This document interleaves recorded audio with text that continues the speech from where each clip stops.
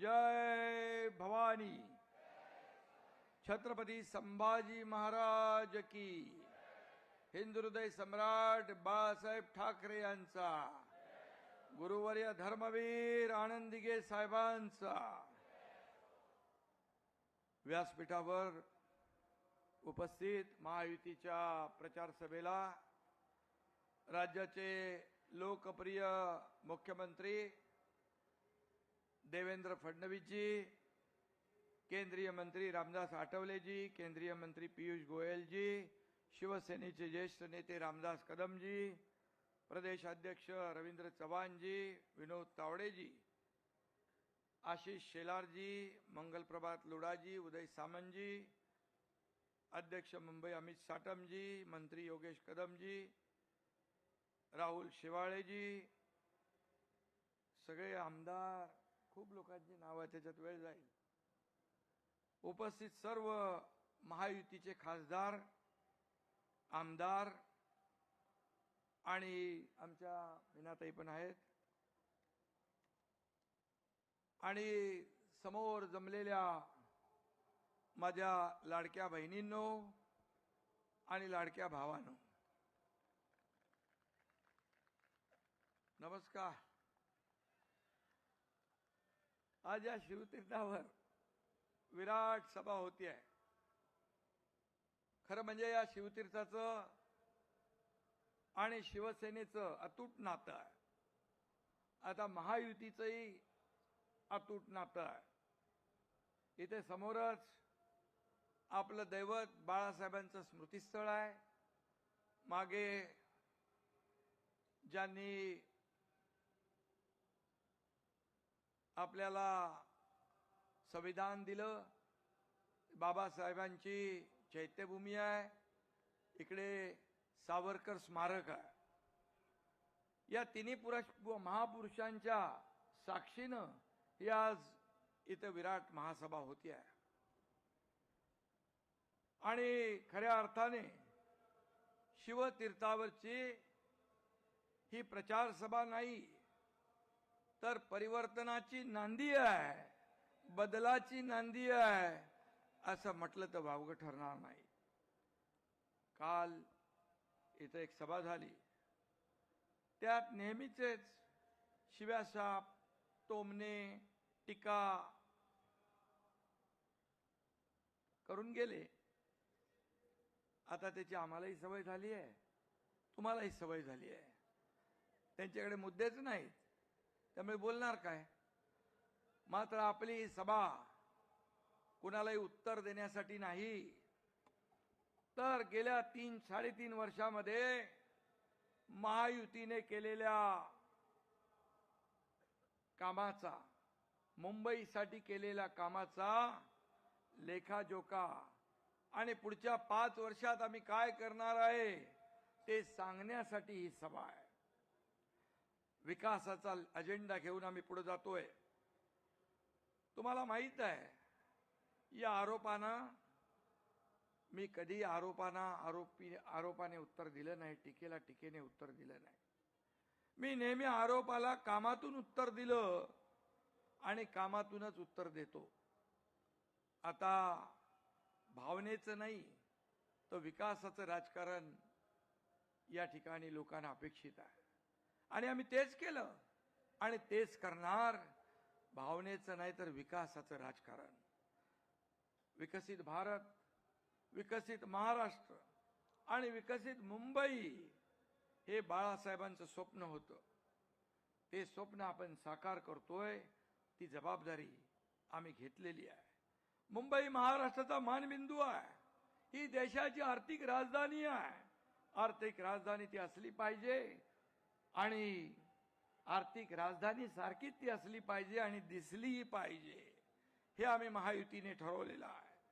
आणि म्हणून बाळासाहेबांचे विचार आणि आदरणीय देशाचे लोकप्रिय यशस्वी प्रधानमंत्री मोदीजींचं विजन घेऊन आपण पुढे चाललोय।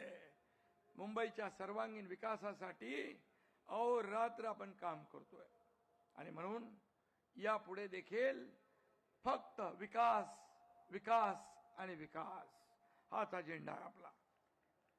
काही लोकांना फक्त निवडणूक आली की मराठी माणसाची आठवण येते. एरवी ही मंडळी मराठी माणसाकडे ढुंकूनही पाहत नाहीत आणि त्यांना मराठीसाठी काही करावं असं वाटतही नाही, वाटलंही नाही. मी मागेही म्हणालो होतो, दिवसभर नेटफ्लिक्स आणि जमेल तेव्हा पॉलिटिक्स एवढाच त्यांचा इंटरेस्ट आहे.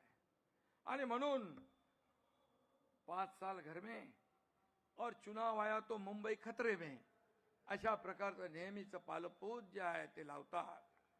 अरे मुंबई काय रेल्वेचा डबा आहे, कुठेही काढला आणि कुठेही जोडला असं होत नाही. मराठी माणसाची आजची जी अवस्था आहे हेच लोक जबाबदार आहेत. मगाशी रामदास भाईंनी, अमित साटम यांनी आपल्या भाषणात ते सांगितलं आहे. तुम्हीच म्हणताय ना मराठी माणसाचं अस्तित्व धोक्यात आलंय. तुमच्याच काळात मराठी माणूस मुंबई बाहेर फेकला गेला. महापालिकेत तुमची 25 वर्ष सत्ता होती, मग हे कुणाचं अपयश आहे सांगून टाका. सत्तेत असताना मराठी माणसासाठी, मुंबईसाठी तुम्ही काय केलं ते सांगा. ही मराठी माणसाची शेवटची लढाई आहे असं इमोशनल भाषण काही लोकांनी केलं.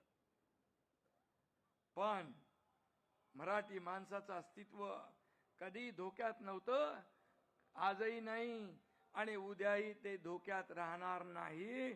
तुम्ही त्याची चिंता करू नका.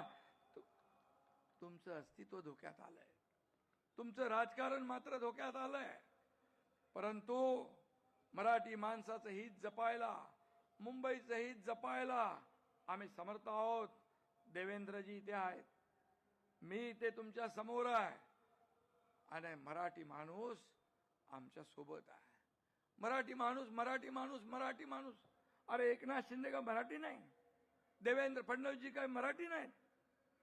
मराठी माणसासाठी काय केलं ते सांगा. आज मी पुन्हा सांगतो, मुंबईतली मराठी माणसाचं महत्व कधी कमी होणार नाही. आणि त्यासाठी येणारा महापौर महायुतीचाच असेल आणि मराठीच असेल. मुंबईवर युतीचा भगवा फडकणार, महायुतीचा भगवा फडकणार. ही काळ्या दगडावरची भगवी रेघ आहे, लिहून ठेवा तुम्ही. खर तर यांच्यामुळेच मुंबईकर मुंबईच्या बाहेर गेला. इकडे वसई, विरार, नाला सोपारा, इकडे बदलापूर, अंबरनाथ, वांगणी इकडे गेला. ह्या तुमच्यामुळे गेलाय का? यांच्यावर जाण्याची वेळ आली. आणि म्हणून यांना पुन्हा सन्मानाने मुंबईकर जो बाहेर गेला त्याला पुन्हा मुंबईत आणण्याचं काम ही महायुती केल्याशिवाय राहणार नाही. अशा प्रकारचं काम आम्ही करतोय. मुंबईकरांना घर, त्यांना रोजगार, मूलभूत सोयी सुविधा देणं हेच आमचं मिशन आहे. हेच आमचं मिशन आहे.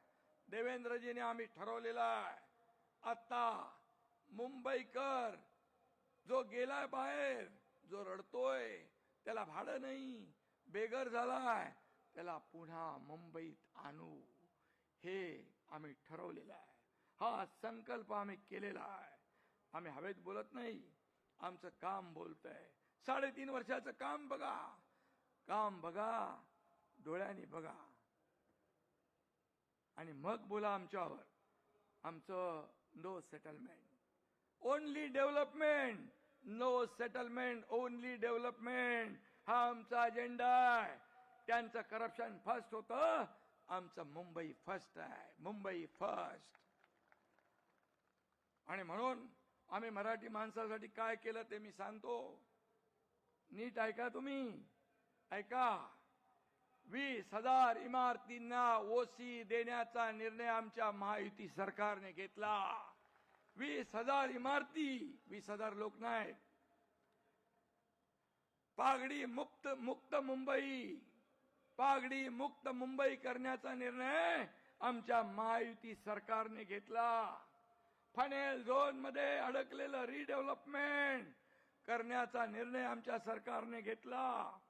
झोपडपट्टी मुक्त मुंबईसाठी 17 मोठे झोपडपट्ट्यांचे क्लस्टर करण्याचा निर्णय आम्ही घेतला. खड्डे मुक्त मुंबई करण्याचा निर्णय आम्ही घेतला. मला आठवतंय, मी मुख्यमंत्री होतो, देवेंद्रजी आणि आम्ही ठरवलं, आयुक्तांना बोलवलं, का खड्ड्यातून प्रवास आमच्या जनतेचा, मुंबईकरांचा, तुम्ही सगळे रस्ते काँक्रीटचे करा. 2 फेज मध्ये आपण मुंबईतले सगळे रस्ते काँक्रीटचे करतोय. मे पर्यंत बरेचसे रस्ते त्यातले होतील. पुढच्या 1 वर्षात मुंबई खड्डे मुक्त झाल्याशिवाय राहणार नाही. हे काम आहे आमचं.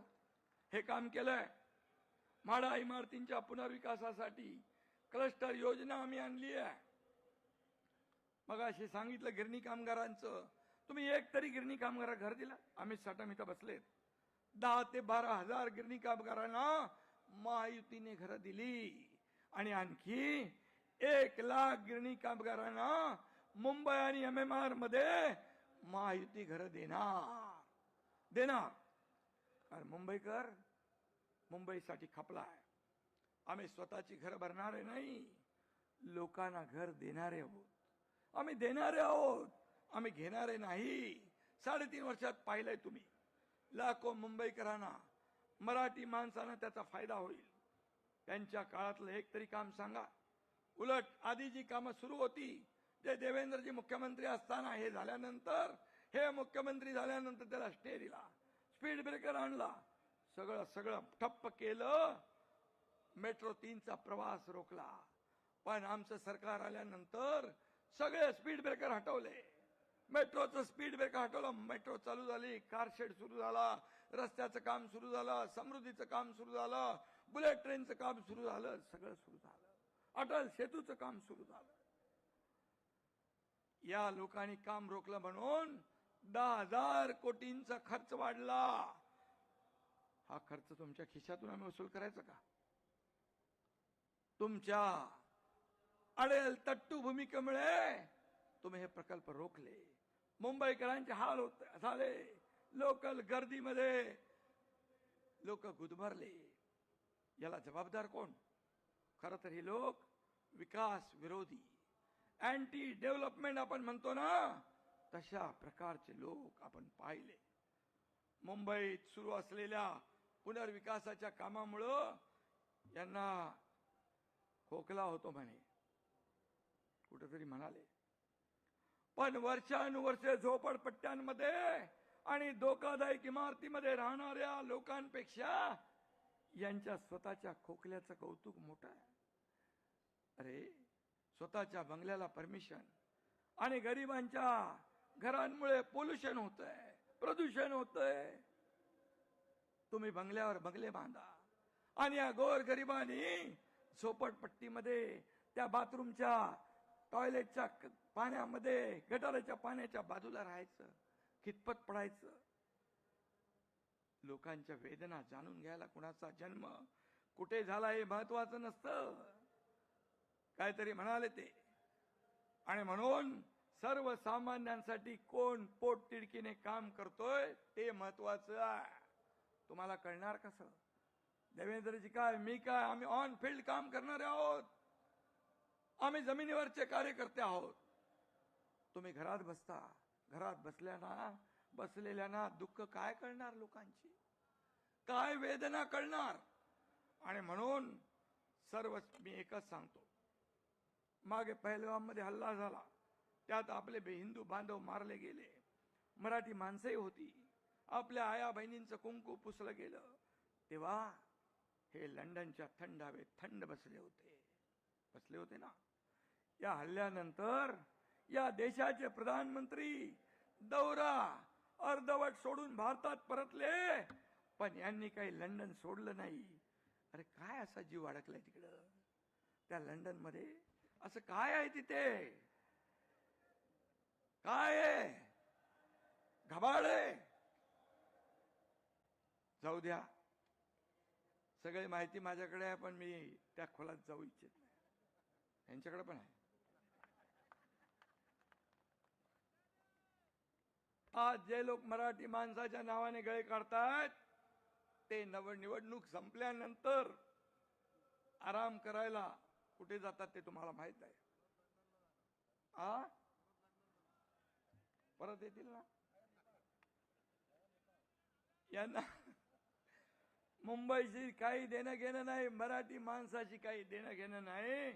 आता म्हणतात वा आमच्या वादापेक्षा महाराष्ट्र मोठा आहे, वादापेक्षा.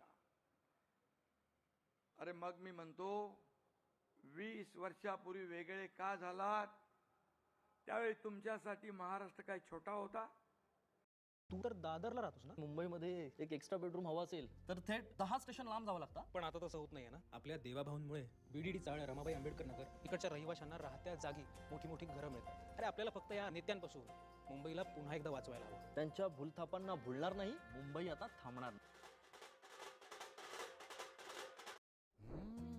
नवीन IPO. वाह, पहा कशी डोळ्यात चमक आली बेहिशोबी साहेबांच्या. हेच तर रील्स मध्ये आलं होतं. ही IPO प्राइस आहे, खूप वर जाईल आणि क्विक गेन साठी चांगली संधी आहे. आणि हे आमचे AI साहेब. IPO ला हे कुठली लॉटरी समजत नाहीत.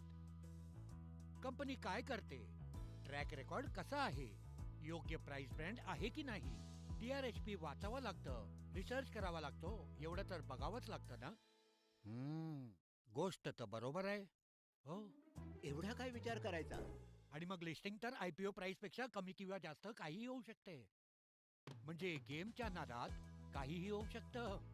हो. तर तुम्ही कोणत्या प्रकारचे AI बनाल? AI म्हणजे बेहिशोबी इन्व्हेस्टर की AI म्हणजे आत्मनिर्भर इन्व्हेस्टर? विचार करा आणि पुढे चला. विषयी काल परवापर्यंत एकत्र येण्यापर्यंत काय काय बोललात तेही आठवा. स्वार्थासाठी वेगळे झालात आणि स्वार्थासाठीच एकत्र आलात ही मुंबईकर जनता जाणते आहे. हे मुंबईकरांना पक्क माहित आहे. मराठी माणसाच्या नावाने खोटा पुळका, खोटं प्रेम दाखवण्याची आवश्यकता नाही. हे पुतना मावशीचं प्रेम आहे, हे खरं प्रेम आहे. आणि म्हणून मराठी माणसाने सावध राहणं आवश्यक आहे. मराठी माणसासाठी काय त्यांनी केलं हे आठवून बघा. आणि आम्ही 3.5 वर्षात, या मागचं तर जाऊ द्या, 3.5 वर्षात काय केलं ते बघा, काय करतोय तेही बघा. 20 वर्षात आम्ही विचारांची भूमिका, बाळासाहेबांच्या विचारांची भूमिका घेतली तर खालच्या पातळीवर जाऊन टीका करता. मग तुमच्या भावाचे नगरसेवक फोडले तेव्हा किती तुम्ही दान दक्षिणा घेतली हो तेही एकदा सांगा. तेही सांगा. तेव्हा काही वाटलं नाही. 25 वर्ष मुंबईला लुटणारे आज भ्रष्टाचारावर बोलताय. ही मोठी गंमत आहे, मोठा जोक आहे. आणि म्हणून आम्ही आयत्या बिळावरचे नागोबा नाही. आम्ही कार्यकर्त्यातून मोठे झालोय. कार्यकर्ता काम करून करून या ठिकाणी मोठा झालेला आहे. आम्ही तुमचं काय जाताना घेऊन गेलो नाही. आम्ही मंत्रीपद सोडून गेलो, सत्तेवर पाणी सोडून गेलो. असं एक तरी उदाहरण महाराष्ट्रात देशात दाखवून द्या. आणि आमचं सरकार स्थापन झालं, युतीचं गठबंधनचं सरकार स्थापन झालं. तुम्हीच आम्हाला दुष्ण देता. मगाशी रामदासबाईंनी सांगितलं, मी त्याच्यावर बोलत नाही, पण मराठी माणसाच्या आणि भारतीय जनता पक्षाच्या पाठीत खंजीर खुमसण्याचं काम तुम्ही केलं. मराठी माणसाने, मुंबईने, महाराष्ट्राने मॅन्डेट दिलं होतं शिवसेना भाजपा युतीचं, ते तुम्ही तोडलं. आता महायुतीने केलेली कामं चोरणारी कामचोर टोळी आता नवीन सुरू झाली आहे, सक्रिय झालेली आहे. कुठंही बघितलं हे मी केलं, ते मी केलं, आम्ही केलं. त्याचे होर्डिंग पण बघितले मी, लावलेत होर्डिंग. स्थगित्या देण्याशिवाय तुम्ही काय केलं ते सांगा. फक्त तुम्ही काहीच करून दाखवलं नाही. फक्त तुम्ही खाऊनच दाखवलं. कोणी कोविड रुग्णांची खिचडीतले पैसे खाऊन दाखवले, बॉडी बॅग मधले पैसे खाऊन दाखवले, कोविड सेंटरचे पैसे खाऊन दाखवले. मिठीच्या गाळ खाऊन दाखवला. अरे रस्त्यावरचं डांबरही खाल्लं. मराठी माणसा मराठी ठेकेदारांना ब्लॅकलिस्ट करण्याचं पापही तुम्ही केलं. मुंबईची मोकळी मैदान आणि भूखंड कोणी कुणाच्या खिशात आणि घशात घातली तेही बघा. आठवा, रस्त्यावरचे काम करणाऱ्या कंपनीला पेंग्विनचं कोणतं नाव घेतलं, ती कंपनीला दिलं. बोरिवलीच्या कपडे व्यापाऱ्याला ऑक्सिजन प्लांट उभारण्याचं काम दिलं. वा रे वा.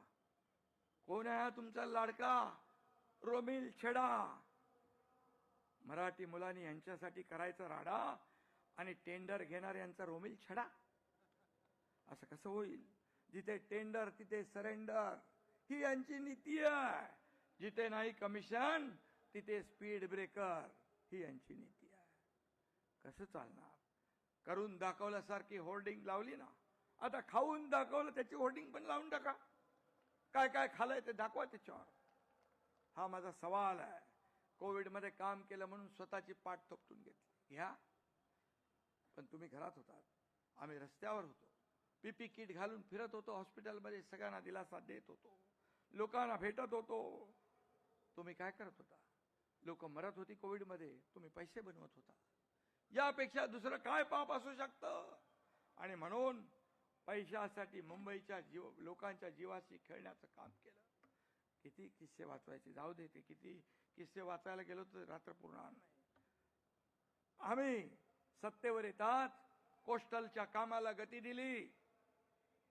त्यावेळेस मला आठवतंय, मी देखील देवेंद्रजींच्या सरकारमध्ये मंत्री होतो.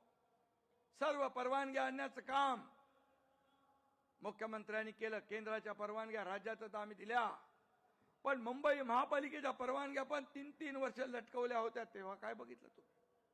त्याचबरोबर फंजिबल FSI देण्याचा निर्णय अगोदरचा होता, पण त्याच्यातून येणारे पैसे या अशा प्रकल्पांना लावता येतील, वापरता येतील, हे आपल्या सरकारने निर्णय घेतला. हे आमच्या सरकारने निर्णय, परवानग्या पण आणल्या, पैसे पण आणले. 20,000 25,000 कोटी फंजिबल FSI मधून निघाले. मग तुम्ही काय केलं?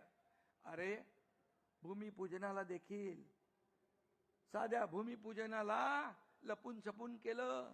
ज्या मुख्यमंत्र्यांनी हे सर्व घडवून आणलं त्यांनाही बोलवण्याचं औदार्य दाखवलं नाही.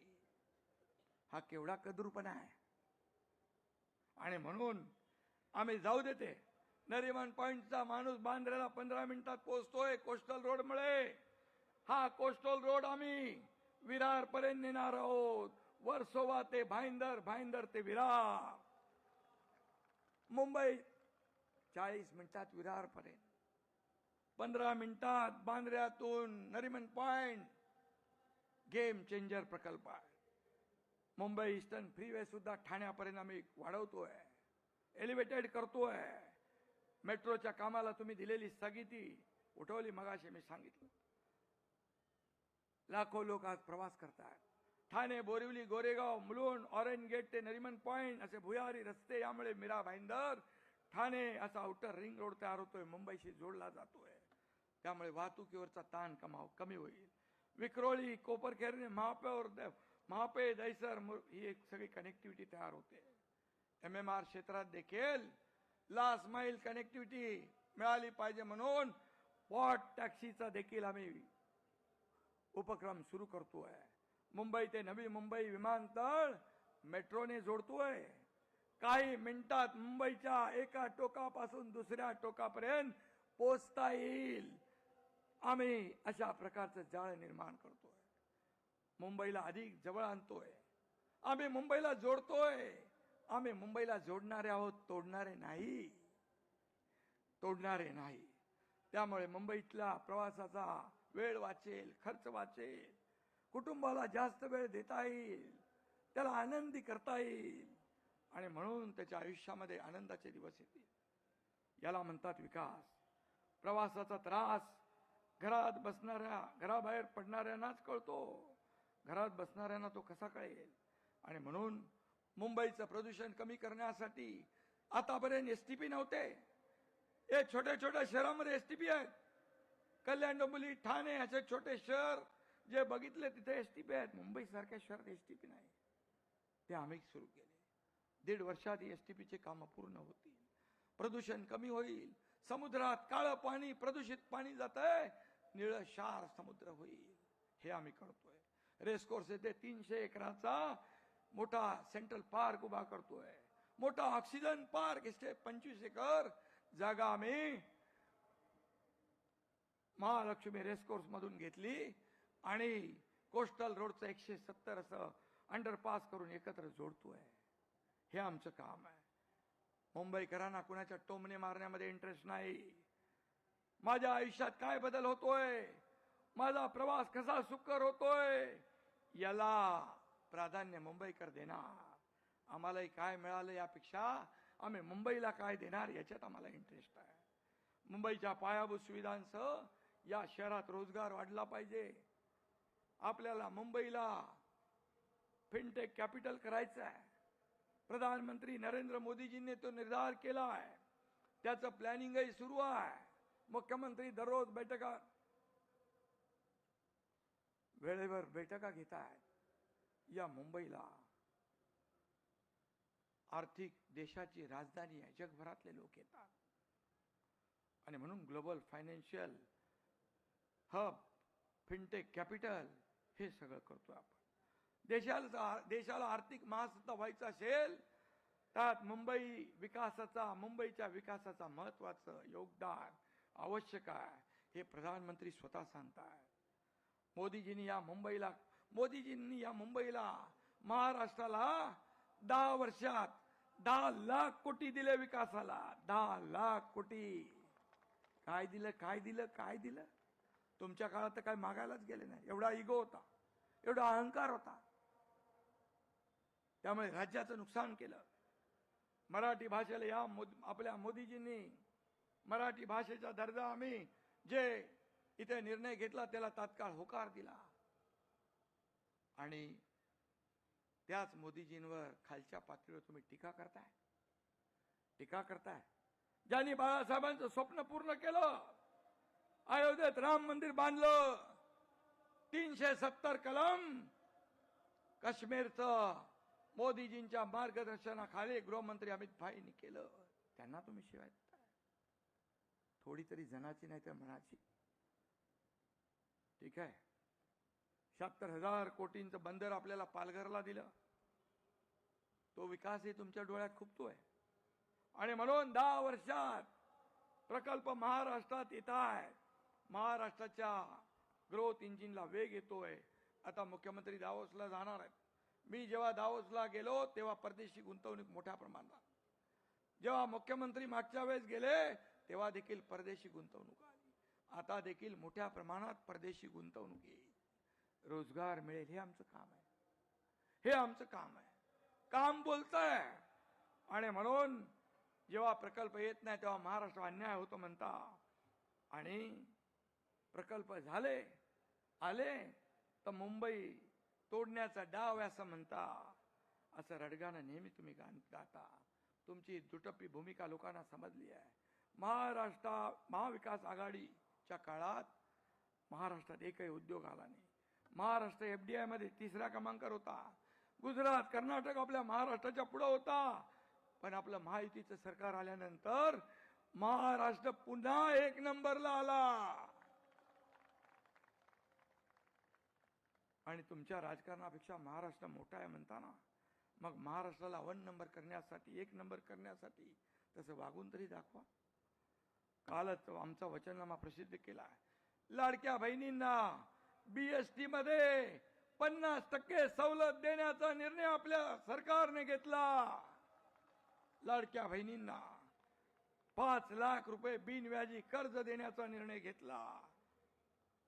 खूप निर्णय घेतले, त्याच्यामध्ये मी जात नाही. वचननामा आहे. माझ्या लाडक्या बहिणींना 1,500 रुपये देऊ नका म्हणून निवडणूक आयोगाकडे हेच काँग्रेस महाविकास आघाडी गेली आहे. त्यांना आमच्या लाडक्या बहिणी बरोबर जोडा दाखवतीलच. जसा विधानसभेत दाखवला, त्यांनी खोडा घातल्याबरोबर 232 नंबरचा जोडा माझ्या लाडक्या बहिणींनी त्यांना दाखवला आणि घरी बसवून टाकलं. आणि म्हणून हे कसले भाऊ, हे दुष्ट सावत्र भावांना या लाडक्या बहिणी 15 तारखेला त्यांची जागा दाखवल्याशिवाय राहणार नाही. नवी काय उद्योगपतीच्या नावाने फेक नरेटिव्ह सुरू आहे. किती किती बोलले काय माहीत नाही. त्यामध्ये धारावी पुनर्विकासाचा प्रकल्प अदानी कुणी दिला? सेकलिंगचा रद्द करून कुणी दिला अदानीला? नवी मुंबईचं एअरपोर्ट कुणी दिलं? तेव्हा मुख्यमंत्री कोण होतं? हे पण बघा. त्याचबरोबर तुम्हाला ज्यांना द्यायचं काम होतं त्यांना देऊन झालं. सत्तेत असताना एक भूमिका, सत्तेतून उतरल्यावर दुसरी भूमिका. अचानक युटर्न कशासाठी? जागा दिल्या आमच्यावर आरोप करता. मग मला सांगा, मुंबईची मोकळी मैदानं आणि भूखंड कोणी दिले? या उद्योगपतींचे संबंध, चांगले संबंध कुणाकुणाबरोबर आहेत? 2 वर्षापूर्वी मुख्यमंत्री महोदयजी कलानगरला कुणाच्या घरी गेले? 1.5-2 तास बंद दाराआड चर्चा केली. कुणाबरोबर केली? तेच उद्योगपती शिवाजी पार्कला जेवायला गेले की नाही? त्याचे फोटो आहेत आपल्याकडे. ही कसली डिनर डिप्लोमसी? काय कंटेनर तुमच्या यार्डात पोचले नाही का? तुम्हाला समजलं नाही वाटतं? जाऊ, ठीक आहे. अरे आमच्यावर कसले आरोप करता? हे समोर आहे. ये जनता आहे, सब जानती है. म्हणून ज्यांची नावं घेता त्यांना घरी जेवायला बोलवता. बोलवा, काही प्रॉब्लेम नाही आहे. तुमची मुलं त्यांच्या लग्नात नसतात. कळू द्या लोकांना कोण कुणाचा दोस्त आहे. तुमचे नकाशे बघून शेजारी बसलेले बिचारे जयंतराव कावरे बावरे झाले मुख्यमंत्री महोदय. त्यांना कळेच ना काय चाललंय, का अगोदर काय परिस्थिती होती, नंतर कशी झाली. ये पब्लिक है, सब जानती है. आणि मी सांगतो, जब चाहिए हरी पत्ती, जब चाहिए हरी पत्ती, तब याद आते हैं उद्योगपती. असं यांचं हे आहे, असा यांचा स्वभाव आहे. आणि म्हणून आमच्यासाठी उद्योगपती नाही, उद्योग तर आलेच पाहिजे. पण मुंबई फर्स्ट आणि मुंबईकर फर्स्ट, हीच आमची भूमिका आहे.